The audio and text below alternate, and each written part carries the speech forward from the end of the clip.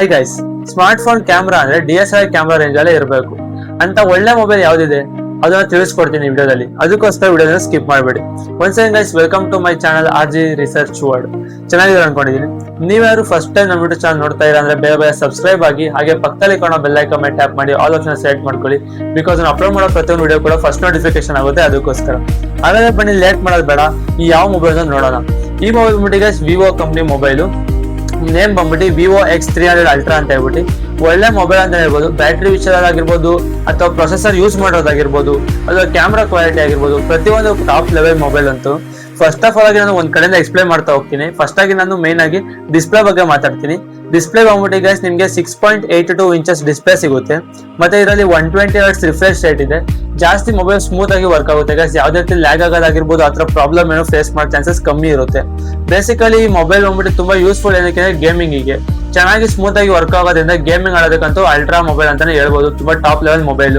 Next guys ಇದರಲ್ಲಿ ಏನಾಗುತ್ತೆ ಅಂದ್ರೆ ಗೇಮಿಂಗ್ ಆಡ್ಬೇಕಾಗಿರ್ಬೋದು ಅಥವಾ ಯೂಟ್ಯೂಬ್ ಅಲ್ಲಿ ನೆಟ್ಫ್ಲಿಕ್ಸ್ ನಾವು ಏನ್ ನೋಡ್ತಾ ಇದ್ರು ಕೂಡ ನಿಮಗೆ ಒಳ್ಳೆ ಕ್ಲಾರಿಟಿಯಲ್ಲಿ ಮೊಬೈಲ್ ಅಲ್ಲಿ ನೀವು ವಿಡಿಯೋಸ್ ನ ನೋಡಬಹುದು, ಪ್ರೀಮಿಯಂ ಕ್ವಾಲಿಟಿಯಲ್ಲಿ ಅಂತಾನೆ ಹೇಳ್ಬೋದು.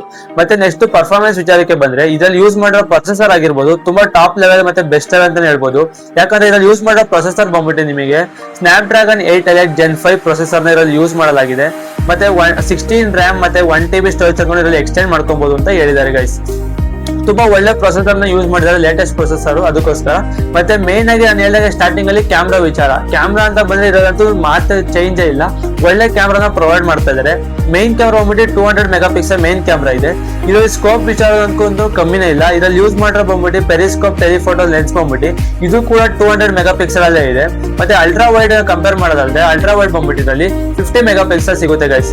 ಮತ್ತೆ ನೀವೇನ್ ಯೋಚನೆ ಮಾಡ್ತೀರಾ ಅಂದ್ರೆ ಝೂಮ್ ಬಂದ್ಬಿಟ್ಟು ಅಪ್ ಟು 17x ವರೆಗೂ ಝೂಮ್ ಆಗುತ್ತೆ. ಯಾವುದೇ ರೀತಿ ಕಪ್ಪಲ್ ಆಗಿರ್ಬೋದು ಅಥವಾ ನೋಡೋ ಲುಕ್ ಅಲ್ಲಿ ಯಾವ ರೀತಿ ಕಾಂಪ್ರಮೈಸ್ ಆಗೋ ನೀಡೇ ಇಲ್ಲ. ತುಂಬಾ ಹೈ ಕ್ವಾಲಿಟಿ ನಿಮಗೆ ಫೋಟೋನ ಪ್ರೊವೈಡ್ ಮಾಡುತ್ತೆ. ಮತ್ತೆ ವಿಡಿಯೋ ವಿಚಾರಕ್ಕೆ ಬಂದ ಅಂದ್ರೆ ಬ್ಯಾಕ್ ಕ್ಯಾಮ್ರಾ ನೀವು ಕಂಪ್ಲೀಟ್ ಆಗಿ 4K ರೆಕಾರ್ಡಿಂಗ್ ನೀವು ಮಾಡಬಹುದು. ಫ್ರಂಟ್ ಕ್ಯಾಮ್ರಾ ಕೂಡ ನಿಮಗೆ ಸಪೋರ್ಟ್ ಮಾಡುತ್ತೆ. ಬಟ್ ಬ್ಯಾಕ್ ಕ್ಯಾಮ್ರಾ ನಿಮಗೆ ಕಂಪ್ಲೀಟ್ ಆಗಿ 8K ರೆಕಾರ್ಡಿಂಗ್ ನಿಮಗೆ ಸಿಗುತ್ತೆ ಗೈಸ್. ನೆಕ್ಸ್ಟ್ ಬಂದ್ಬಿಟ್ಟು ಇದರಲ್ಲಿ ಬ್ಯಾಟ್ರಿ ವಿಚಾರಕ್ಕೆ ಬಂದ್ರೆ ಬ್ಯಾಟ್ರಿ ಮತ್ತೆ ಚಾರ್ಜರ್ ವಿಚಾರಕ್ಕೆ, ಬ್ಯಾಟ್ರಿ ಬಂದ್ಬಿಟ್ಟು ನಿಮ್ಗೆ ಇಲ್ಲಿ ಯಾವ್ದು ಕಾಂಪ್ರಮೈಸ್ ಇಲ್ವೇ ಇಲ್ಲ.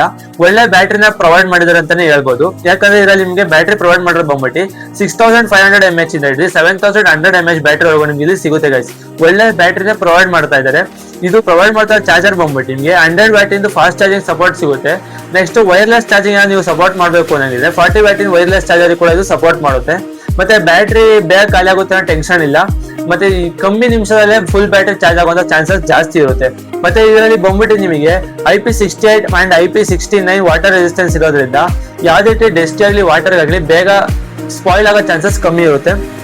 ಒಳ್ಳೆ ಪ್ರೀಮಿಯಂ ಆಗಿದೆ. ಮತ್ತೆ ಗ್ಲಾಸ್ ವಿಚಾರಕ್ಕೆ ಬಂದ್ರು ಕೂಡ ಪ್ರೀಮಿಯಂ ಗ್ಲಾಸ್ ಡಿಸೈನ್ ಮಾಡಿದ್ದಾರೆ. ನೋಡೋಕ್ಕೂ ಕೂಡ ಲುಕ್ ಆಗಿ ಡೀಸೆಂಟ್ ಆಗಿ ಚೆನ್ನಾಗಿದೆ ಬಿಲ್ಡ್ ಕ್ವಾಲಿಟಿ.